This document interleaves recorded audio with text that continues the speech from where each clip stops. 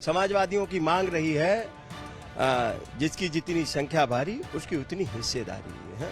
सन सोपा ने बांधी गांठ, पिछड़े पावे 100 में 100। अगर सामान्य वर्ग को 10% आरक्षण दिया गया तो समाजवादी पार्टी ने तो नहीं विरोध किया। बीजेपी अपने मुद्दों से भागने के लिए भ्रमित कर रही है। तय जाति जनगणना कराएंगे कि नहीं कराएंगे, कब कराएंगे, अपने सचिवालय में बैठे पंचम तल के अधिकारियों की सार्वजनिक कर दें, कप्तानों की सूची सार्वजनिक कर दें, थाना अध्यक्षों की सूची सार्वजनिक कर दें और माननीय अखिलेश यादव जी के जमाने की भी सूची सार्वजनिक कर दें तो पता लग जाएगा कौन जातिवाद कर रहा था। साजिश है कि इतने गरीब हो जाएं कि हमारे 5 किलो अनाज पे ये वोट देते रहें, ये सम्मान की जिंदगी न जी पाए। उत्तर प्रदेश की सियासत में एक नया तस्वीर देखने को मिल रही है। वो तस्वीर है पोस्टर वॉर की। तरह तरह के पोस्टर लगाए जा रहे हैं। समाजवादी पार्टी के नेता स्वामी प्रसाद मौर्य ने रामचरितमानस और उन पे लिखी लाइनों को लेकर के जो बयान दिया, उसके बाद ये सियासत शुरू हुई है। हमारे साथ बात करने के लिए समाजवादी पार्टी के नेता राजपाल कश्यप हैं। राजपाल जी, ये बताइए कि ये कल मुख्यमंत्री ने कहा कि समाजवादी पार्टी के लोग ये डिरेल करने की, चूंकि उत्तर प्रदेश डेवलप कर रहा है इसलिए ये सब डिरेल करने के लिए आप लोग ये मुद्दा उठा रहे हैं। देखिए, समाजवादी पार्टी सदैव आम जनता से जुड़े हुए जन भावनाओं का सम्मान करते हुए उनके मुद्दों को उठाती है और समाजवादियों की मांग रही गैर बराबरी खत्म हो। समाजवादियों की मांग रही है जिसकी जितनी संख्या भारी उसकी उतनी हिस्सेदारी है। सन सोपा ने बांधी गांठ, पिछड़े पावे 100 में 100। और बीजेपी अपने मुद्दों से भागने के लिए भ्रमित कर रही है। बीजेपी न महंगाई पे चर्चा करना चाहती, न बेरोजगारी पे चर्चा करना चाहती, न किसान की आय दुगनी करने पर चर्चा करना चाहती, न जाति जनगणना पे चर्चा करना चाहती।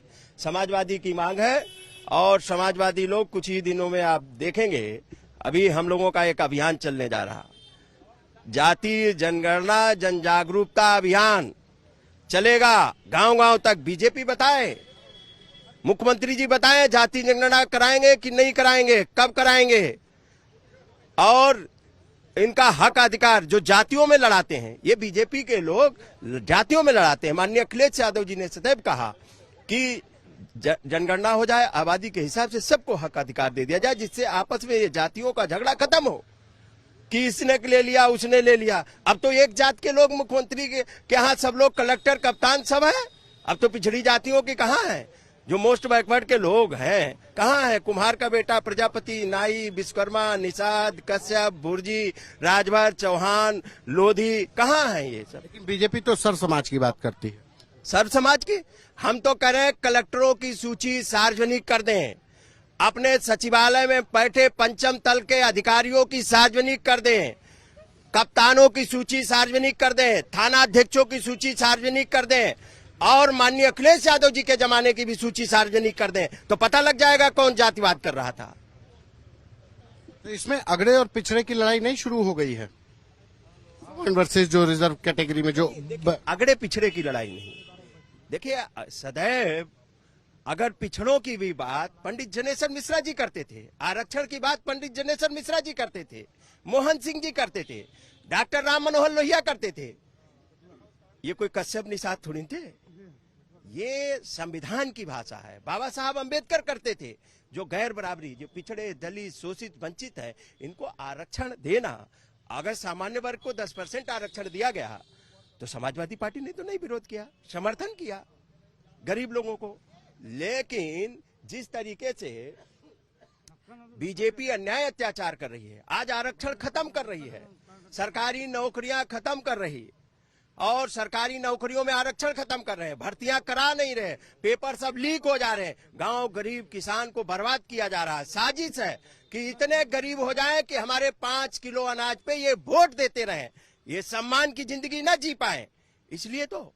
लेकिन बीजेपी कह रही है कि जो कल 2024 तो उनका है और कल जो एमएलसी के जो नतीजे आए उसमें समाजवादी पार्टी का तो खाता ही नहीं खुला। तो वो कल की बात कर रहे हैं। अभी अभी मैनपुरी की भी बात कर लें और मुजफ्फरनगर में भी एक सीट का चुनाव हुआ था, उसकी भी बात कर लें। बड़े दावे करते थे बीजेपी के लोग और दावे तो ये भी करते थे कि अब हमें कोई हमारी सीटें ले नहीं सकता। तो माननीय अखिलेश यादव जी ने 47 सीट से 125 पे पहुंचाया लगभग 100 सीटें उनके यहां से छीनी ना बीजेपी से। 2024 की क्या तैयारी, कितनी उम्मीद कर रहे हैं कि कुछ कर पाएंगे? क्योंकि बीजेपी तो कह रही है कि अब की 80 की 80 सीटें हमारी हैं। बीजेपी 80 की 80 सीटें हारेगी। मैं आपको कह रहा हूं 80 की 80 सीटें हारेगी। इसलिए हारेगी कि महंगाई चरम सीमा पे है, बेरोजगारी चरम सीमा पे है, और 10 बरस मौका दिया उनको। इन्होंने कहा था किसान की आय दुगनी कर देंगे, इन्होंने कहा था पिछड़ों को आज जाति जनगणना नहीं करा रहे हैं। पिछड़ों ने इनकी सरकार बनाई है, दलितों ने इनकी सरकार बनाई है। अब वो सब परेशान है। उनके लोग नौकरी करने वाले अपमानित किए जा रहे हैं। उनके लोग जो बैठे हैं नौकरी में, शासन से प्रशासन में, उनको पिछड़े दलितों को अपमानित किया जा रहा। तो वो सब, और आपने नहीं देखा क्या उत्तर प्रदेश में जो ट्रेंड था, 350 सीटें लगभग बैलेट में जीती थी समाजवादी पार्टी ने। ये ट्रेंड था। ये तो बेईमानी से सरकार बनाई है। अब इनकी 24 में बेईमानी नहीं चलेगी। 24 में 80 की 80 सीटें बीजेपी हारेगी। अच्छा, एक आखिरी सवाल, ये जो पोस्टर शुरू हैं, गर्व से कहो हम शूद्र हैं, आपके पीछे लगा है गर्व से कहो हम ब्राह्मण हैं, तो ये किस तरीके की राजनीति की? ये सारे पोस्टर समाजवादी पार्टी के दफ्तर के गेट पे ही लगाए जा रहे हैं। देखिए, किसी को भी भाई सभी व्यक्तियों को अपने पे गर्व होता है, तो लेकिन ये कोई पार्टी की तरफ से नहीं अधिकृत पोस्टर लगे हैं। अब अपनी अपनी विचार है तो पार्टी के ही लोग, और अपनी अपनी विचारधारा व्यक्त करने और वो कह सकते हैं। लेकिन समाजवादी पार्टी जाति जनगणना की बात कर रही है। जाति जनगणना कब कराएंगे? पिछड़ों दलितों का हक अधिकार जो निजी क्षेत्रों में आरक्षण कब लागू करेंगे? आज बीजेपी आपकी पार्टी में ही तमाम नेता हैं जो स्वामी प्रसाद मौर्य के बयान के बाद उन्होंने कहा कि रामचरितमानस हमारे लिए श्रद्धेय है, ग्रंथ है। उन्होंने एक तरीके से एक ये कहा जाए कि स्वामी प्रसाद मौर्य से नाइतफाकी जताई है। देखिए, किसने क्या किया है, लेकिन समाजवादी पार्टी महंगाई, बेरोजगारी और जो किसान परेशान है, हम से बीजेपी से, हम पॉलिटिकल पार्टी हैं। हम जनता के इशूज पे आएंगे। जनता के इशूज पे हम सरकार से पूछना चाहते हैं, जाति जनगणना कब कराएंगे? ये बताएं कि ये जो किसान की आय दुगनी करने की बात करते थे 2022 में कर देंगे, अब तो 22 निकल गया, अब तो 23 चालू हो गया, किसान की आय दुगनी नहीं हुई, और अब तो 24 का चुनाव भी आ गया।